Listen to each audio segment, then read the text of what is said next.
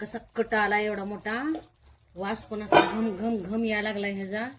मस्तपैकी आपण रबरबीत भाजी केली, जशी लग्नाच्या पंक्तीत असते तशी. आचारी कसा करतो लग्नात भाजी वांगे बटाट्याची, तशीच आपण आज घरी गावाकडच्या पद्धतीनं करणार आहे. त्याच्यामध्ये एक सिक्रेट आहे, तुम्ही ही व्हिडिओ शेवटपर्यंत बघा म्हणजे तुम्हाला कळल मी भाजी कशी करते. उशीर न लावता हे जे साहित्य मी घेतलंय ते सगळं साहित्य तुम्हाला दावून घेते. ही एवढी अर्धी वाटी शेंगदाणा घेतले, 3 चमचे तीळ आहेत, अर्धी वाटी वाळलेलं खोबरं आहे, हे किसून घेतलंय, ही अर्धा इंच आलं चिरून घेतलंय आणि ही 6 पाकळ्या लसणाच्या घेतल्या. पत्ता घेतलाय फोडणीसाठी, एवढी कोथिंबीर आहे आणि फोडणीसाठीच ही टमाटर, ही बारीक कांदा एक चिरून घेतलाय. ही आहे कांदा लसूण मसाला, ही गरम मसाला घेतलाय, ही थोडी घरची तांबडी चटणी आहे आणि ही घरचा काळा मसाला, धनिया पावडर, अर्धा चमचा हळद आहे. 2 वांगे ती चिरून मीठ टाकून पाण्यात टाकली. ही 2 बटाटे ती वरच्या साली काढून ती पण चिरून पाण्यात टाकली. शेंगदाणा टाकते, भाजून घेते. शेंगदाणा भाजले तर काढून, खोबरं भाजून घेते. कलर बदलस तरच भाजायचं, करपू द्यायचं नाही. खोबरं करपलं तर भाजी कडवाट लागल.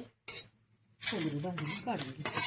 तीळ पण भाजून घेते, बारीक गॅसवर भाजायचं, तीळ करपू द्यायचं नाही. तर तिला ताटात काढून घेते. शेंगदाणा गार झाले तर मिक्सरच्या भांड्यात टाकून घेते. खोबरं पण गार झाले, तीळ आणि खोबरं बी यातच टाकते. असं असाच कोरडा मसाला वाटून घेऊ, कोथिंबीर आलं लसूण परत टाकूया. असं बारीक करून घेतलं.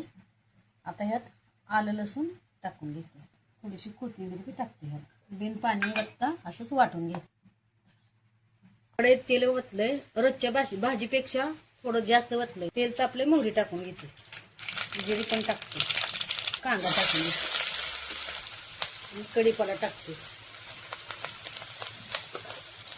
कांदा लाल झाला, वाटण टाकून सगळ्या कांद्यात वाटण मिसळून घेते. भाजी चवीला चांगली लागण्यासाठी थोडंसं हिंग टाकून घेते, थोडीशी हळद टाकते, ही धना पावडर आहे थोडी टाकून घेते. हे सगळं मसाला तुम्हाला दावलेला आहे तर ही पण टाकून घेते. सगळं मिसळून झालं, 2 मिनिटं झाली. हे बारीक चिरलेलं टमाटर टाकून घेते. टमाटर टाकलं तर थोडंसं मीठ टाकते, टमाटर लगेच मऊ होतो. थोडंसं टाकून घेते. टमाटर चांगला मऊ झालाय, बटाटे टाकून घेते त्यात.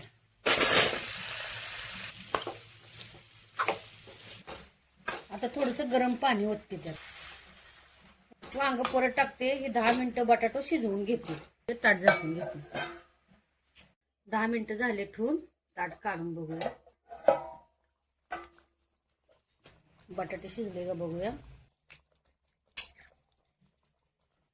शिजले, जरा थोडं राहिलंय उगं, तर आता यात वांग टाकून घेऊया. यात वांग टाकून घेऊ. त्याला पण 10 मिनिटं असंच झाकून ठेवते. अजून उघडून बघूया. 10 मिनिटं झाले. बघा कसा कट आला एवढा मोठा, वास पण घम घम यायला लागलाय ह्याचा. हे काही वांग शिजलं का दावते तुम्हाला. हे काही शिजलंय वांग, बटाटा पण शिजलंय. मग थोडं घट्ट होतं, अजून थोडं चवीपुरतं मीठ टाकून घेते. ह्यात बारीक चिरलेली थोडीशी कोथिंबीर टाकून घेते. गॅस बंद करते आता. हे बघा, जशी लग्नातली भाजी असते ना पंक्तीची, तशीच केली मी पण. असे दाटसर डब्यात जर ही भाजी बांधून दिली ना तर डबा खाणारे नटून नटून खातेली.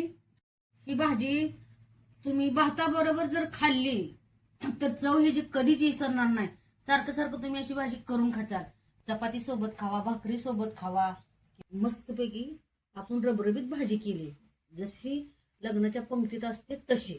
तुम्ही जर चॅनेलवर अजून नवीन असाल, चॅनेलला अजून सबस्क्राईब केलं नसेल तर पटदिशी सबस्क्राईब करा, लाईक करा, शेअर करा. ही भाजी कशी झाली मला तुम्ही कमेंट मधनं सांगा.